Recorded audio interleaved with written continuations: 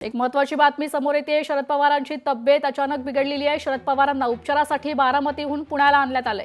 शरद पवार पुण्याच्या रुबी रुग्णालयात उपचारासाठी त्यांना दाखल करण्यात आलेला आहे। तर अजित पवार यांच्या निधनानंतर गेल्या काही दिवसांपासून ते आपल्या बारामती, मुंबई आणि पुण्यातील घरी दौरे करत होते। तर राज्यभरातून राष्ट्रवादीचे पदाधिकारी, कार्यकर्ते त्यांच्या भेटीसाठी, त्यांचं सांत्वन करण्यासाठी येत होते। दरम्यान आज शरद पवार यांना त्रास जाणवू लागल्यानं त्यांना उपचारासाठी आता रुग्णालयात दाखल करण्यात आले आहे।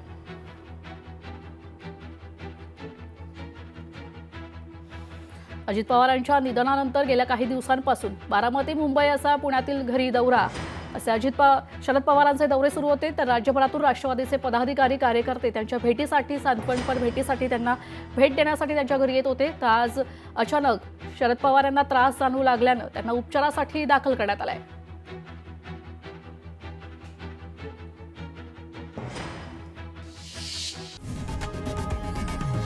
लोकशाही मराठी ऐका, पहा, जागरूक रहा।